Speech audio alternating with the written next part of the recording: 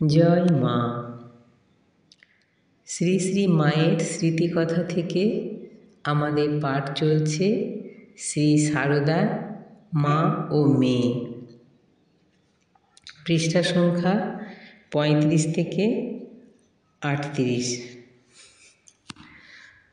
শ্রী শ্রী মায়ের সন্তানদের মধ্যে সামাজিক ব্যবহার, দোষ গুণ বিচারে ভালো মন্দ সব রকমেরই আছে। ভালোদের তো সকলেই ভালোবাসে, আদর করে, তাহাদের প্রশংসা শুনিয়া তো মাও প্রফুল্ল হন। অপরের কাছে উৎফুল্ল হইয়া বলেন, আমার গুণী ছেলে। মন্দ ছেলের দোষের কথা নিন্দাও মাকে শুনিতে হয়, কষ্টও পান।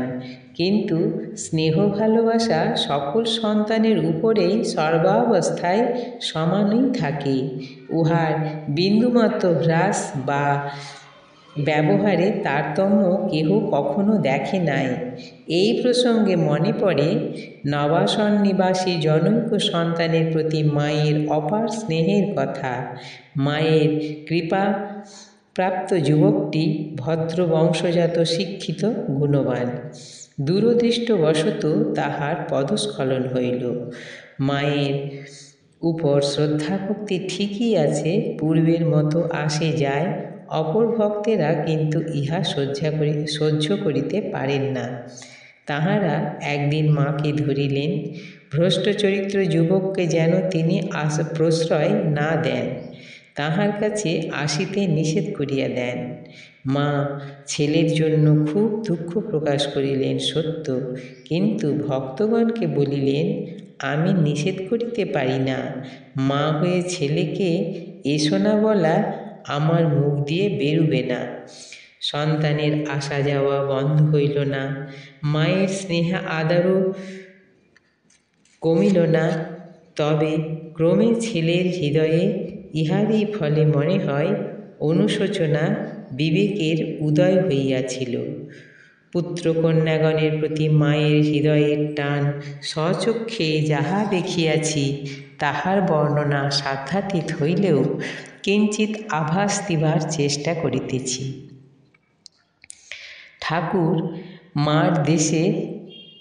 ঠাকুরমার দেশে সেই সময়ে যাতায়াত কিরূপ কঠিন ছিল তাহা আধুনিককালের লোকের পক্ষে ধারণার অতীত। কোনো দিকেই 10-12 ক্রোশ রাস্তা পদব্রজে বা গরুর গাড়িতে অতিক্রম না করিলে আসা যায় না। সেই কষ্ট স্বেচ্ছায় সানন্দে বরণ করিয়া মায়ের পুত্রকন্যাগণ তাহার কাছে যাতায়াত করেন। হেমন্তকাল, মাঠ তখনও পাকা আধপাকা ধানে ভরা। আলপথ ঘুরিয়া মাঠ অতিক্রম করিতে হয়। গড়বেতা হইতে এক ভক্ত দম্পতি শিশু সন্তানসহ গরুর গাড়িতে বিকালে যাত্রা করিয়া সারা রাত্রি চলিয়া 8-9 ক্রোশ পথ অতিক্রম করিয়া পরদিন সকালবেলা জয়রামবাটির দক্ষিণে জিপটে গ্রামের পূর্ব প্রান্তে বড় রাস্তায় গাড়ি রাখিয়া প্রায় 1.5 মাইল মাঠ পায়ে হাঁটিয়া 9-10টার সময় মায়ের বাড়ি উপস্থিত। সঙ্গে 4টি কন্যা সন্তান, ছোটটি দুগ্ধপোষ্য, কোলের ছেলে। তাহার আবার শরীর অসুস্থ, ম্যালেরিয়া জ্বর। গাড়িতে কষ্টে আসা, তাহার উপর এতটা পথ হাঁটা। তাহারা অতিশয় ক্লান্ত দেহে মায়ের দরজায় আসিয়া দাঁড়াইয়াছেন।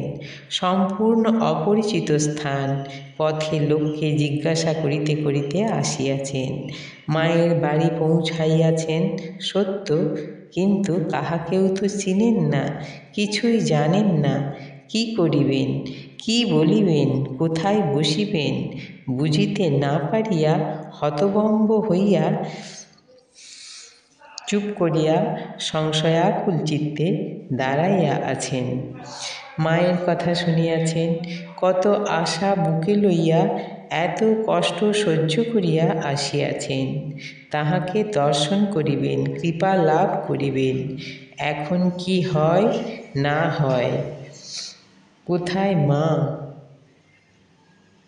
দাঁড়াইয়া আছেন নির্বাক, কোথায় বসিবেন, কোথায় খাইবেন, কোথায় বা শিশুদের লইয়া থাকিবেন। এ তো অতি ছোট একটি খোড়ো বাড়ি, তাও আবার লোকে ভর্তি। মা সংবাদ পাইয়াছেন, ডাকাইয়া ভিতরে আনাইলেন। অগ্রসর হইয়া আসিয়া পরম স্নেহে আদরে শিশুসহ কন্যাকে নিজের ঘরের বারান্দায় তুলিলেন। মায়ের মুখের দিকে চাহিয়া মায়ের মুখের দিকে চাহিয়া স্নেহের মা এসো ডাক শুনিয়াই বিপন্না বিষণ্না কন্যার হৃদয় ভরিয়া উঠিল, বদন প্রফুল্ল হইল। অশ্রুপূর্ণ লোচনে চরণে প্রণতা হইলে মা স্নেহার্দ্র স্বরে শুভাশীর্বাদ করিয়া বাহু ধরিয়া উঠাইলেন, মুখে হাত দিয়া চুমু খাইয়া আদর প্রদর্শন করিলেন। ভক্তও ভক্তি ভরে প্রণত হইলেন। মা এসো বাবা বলিয়া তাহাকে সমাদর এবং শুভাশীর্বাদ করিলেন। কন্যা শিশুগণকেও একে একে মায়ের চরণে প্রণাম করাইয়া আশীর্বাদ লাওয়াইলেন। মুহূর্তের মধ্যে মায়ের স্নেহের ইন্দ্রজালে সমস্ত দৃশ্য পরিবর্তিত হইয়াছে। ভক্ত দম্পতির আর ভাবনা চিন্তা নাই, হৃদয় আনন্দে ভরপুর, বদন উৎফুল্ল। কন্যা মায়ের বাড়িতে আসিয়াছেন, মাকে পাইয়াছেন, আর কি ভাবনা। হইলেই বা শিশুর অসুখ, ভয় কি আছে। যিনি অকুলের ত্রাণ কর্ত্রী, সকল বিপদে রক্ষা করেন, আজ তো তাহারই পদতলে।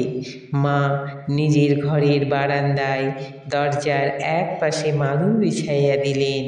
শিশুকে শোয়াইবার জন্য তাহাদের বসিবার বিশ্রাম করিবার সব ব্যবস্থা মুহূর্ত মধ্যে হইয়া গিয়াছে। শুধু তাহাই নহে, শিশুর দুধ এমনকি ঔষধ পর্যন্ত। মায়ের ঘরে কন্যার কি কোনো অভাব থাকে? কি সংকোচ! মুহূর্তের মধ্যেই ভক্ত মহিলার সঙ্গে মায়ের বাড়ির অন্যান্য মহিলাগণের আলাপ পরিচয় সৌহার্দ্য হইয়া গেল।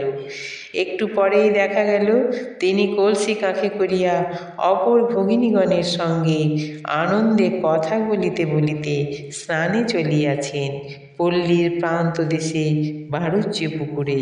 ভক্তটিও বাহিরের ঘরে স্থান লইয়াছেন, তাহারও মজলিস জমিয়া গিয়াছে ছেলেদের সঙ্গে। কিছুক্ষণ পরে তাহাদের সঙ্গে তিনিও স্নান করিয়া আসিলেন। ঠাকুরের পূজার পর মা দম্পতিকে কৃপা করিলেন। দীক্ষা গ্রহণ করিয়া তাহাদের বহুকালের মনোবিলাস প্রাণের আকাঙ্ক্ষা পূর্ণ হইল।